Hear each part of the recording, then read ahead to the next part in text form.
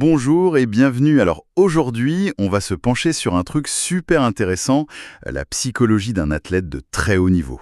Bonjour. On a mis la main sur la retranscription d'une conférence de presse, celle du footballeur sénégalais Iliman Ndiaye.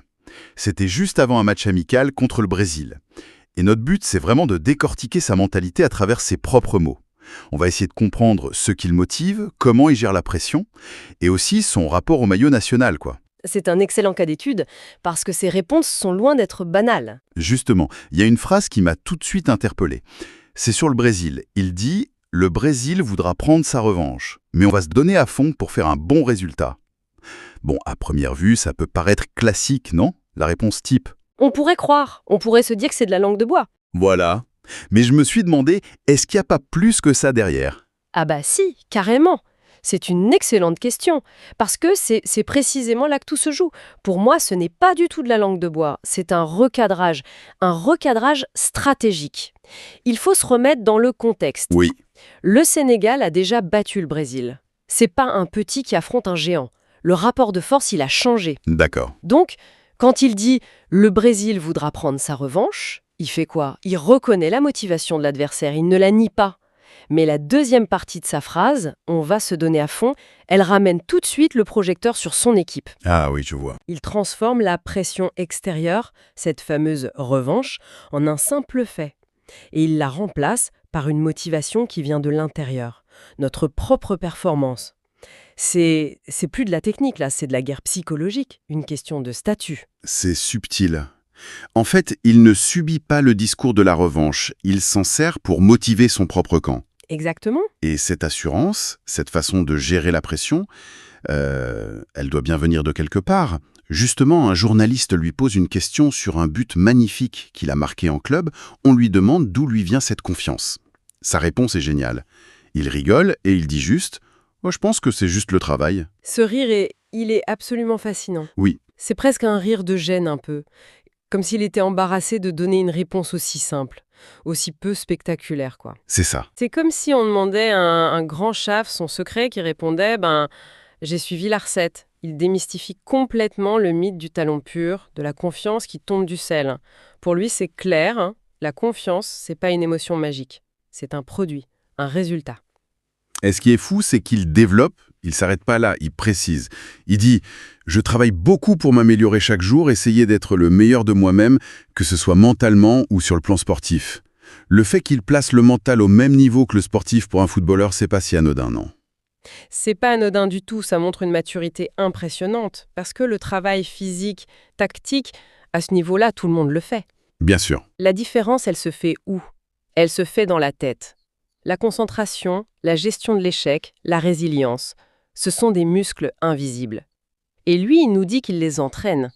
Quand il dit vouloir être le meilleur de lui-même, il ne parle pas d'être le meilleur du monde. Non. Il parle d'atteindre son propre potentiel à 100%.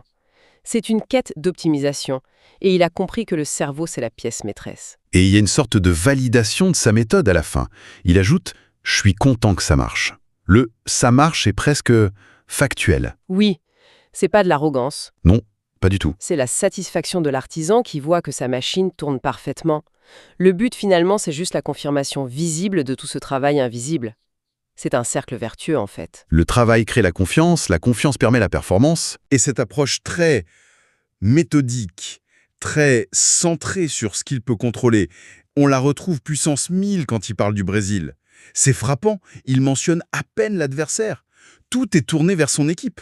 Bah oui, et c'est la suite logique de sa philosophie. Pourquoi tu vas t'inquiéter de ce que font les joueurs en face? Ce sont des variables que tu contrôles pas, ça génère juste de l'anxiété. C'est une perte d'énergie. Exactement. Sa stratégie, c'est de se concentrer à 100% sur ce qu'il peut maîtriser, la performance de sa propre équipe. C'est une discipline mentale incroyable. Il dit, en gros, leur talent, c'est un fait. Notre cohésion, c'est notre arme. Il le résume avec 3 mots qui sont, pour moi, vraiment le cœur de sa pensée. Il dit « Tant qu'on continue de jouer en équipe, de rester focus et solidaire, on peut s'en sortir. » C'est presque un mantra. Et ces 3 piliers, ils sont hyper riches si on les décortique. Vas-y.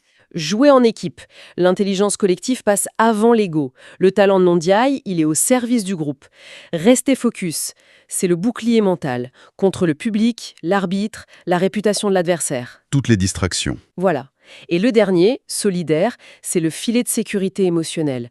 Ça veut dire quoi? Ça veut dire tu as le droit de rater parce que le groupe sera là pour compenser.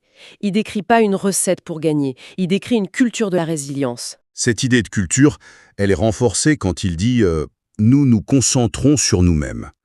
On dirait presque un entrepreneur qui parle de se concentrer sur son produit et pas sur la concurrence. Mais c'est exactement ça. C'est une leçon qui dépasse le sport. Dans n'importe quel domaine, l'obsession pour le concurrent, c'est souvent une perte d'énergie. En te concentrant sur toi, sur tes propres processus, tu restes maître de ton destin. Il nous dit que la bataille la plus dure contre le Brésil, elle se jouera pas contre les Brésiliens, mais contre eux-mêmes, contre leur propre capacité à se déconcentrer. Et cette force du collectif, on la retrouve de manière très personnelle quand il parle de son parcours en équipe nationale. C'est un passage très honnête, je trouve, où il admet que ses débuts n'étaient pas parfaits. Oui, il utilise une phrase qui semble contradictoire. C'est ce qui la rend si forte d'ailleurs. Il dit « C'est vrai que je n'ai pas pris un bon départ, même si, pour moi, je dirais que ce fut le meilleur possible. » Voilà. Comment un mauvais départ peut être le meilleur possible. On touche à une autre facette de sa maturité là. Et il explique pourquoi. La première raison qu'il donne, c'est pas lui, c'est les autres. Il dit, et je trouve ça très puissant, c'est grâce au niveau des joueurs dans l'équipe. La façon dont ils m'ont accueilli, ils m'ont toujours aidé. C'est un point qui est fondamental. Et c'est une immense leçon d'humilité. Il reconnaît que le talent seul, ça suffit pas. Non. Pour qu'une graine pousse, il lui faut le bon terreau. Et pour lui, le terreau, c'était ce vestiaire, cette équipe. Le collectif a nourri son talent. Il l'a protégé, il l'a fait grandir. L'environnement, c'est un catalyseur de performance. Et la deuxième raison qu'il donne, elle est plus classique. L'expérience. Plus tu joues, plus tu gagnes en expérience et plus tu deviens meilleur. Et si on met les deux ensemble, sa contradiction devient lumineuse.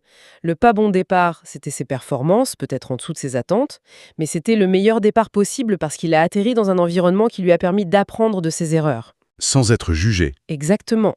Il a pu être mauvais dans les meilleures conditions possibles pour devenir bon. Ça nous montre que la progression, c'est jamais un acte solitaire. C'est une alchimie. Tout est lié. Sa confiance vient de son travail, mais sa progression vient aussi du soutien des autres. Et tout ça, ça nous amène à la dimension la plus profonde de son discours, son rapport au maillot. Là, on quitte le métier pour entrer dans la mission. C'est ça. Sa réponse, elle est très simple, mais elle est chargée d'une émotion.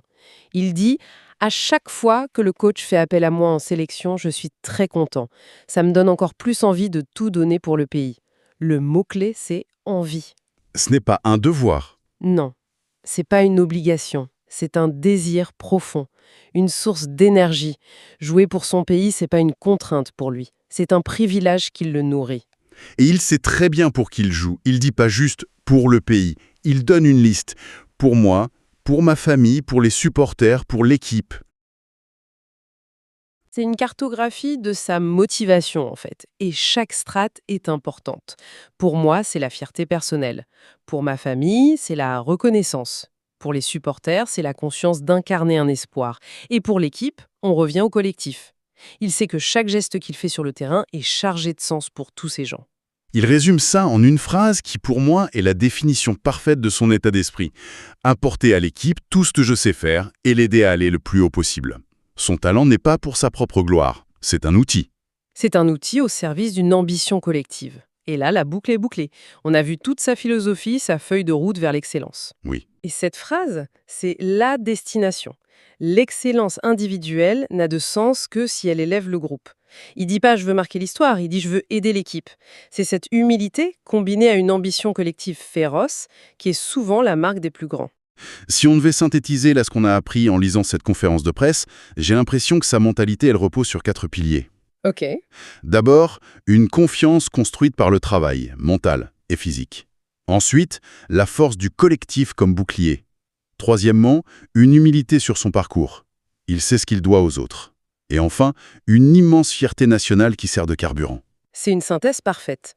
Et ce qui est puissant, c'est que même si on parle de foot, cette philosophie est universelle. Complètement. C'est une recette pour la haute performance dans n'importe quel domaine. Une discipline personnelle, la conscience qu'on n'est rien sans un bon environnement et une motivation qui doit être plus grande que son propre ego. Pour finir, je voudrais juste laisser une question en suspens. Une réflexion qui vient de ces mots en fait. Il dit qu'il doit sa progression à la façon dont ses coéquipiers l'ont accueilli. Et ça nous pousse à nous interroger, je trouve. Dans notre propre quête d'excellence, au travail ou ailleurs, quelle part de notre énergie on met dans notre performance individuelle et quelle part on met à créer un environnement où les autres, autour de nous, peuvent aussi s'épanouir et atteindre leur plein potentiel. La réponse de Ndiaye, elle semble suggérer que les deux sont totalement indissociables.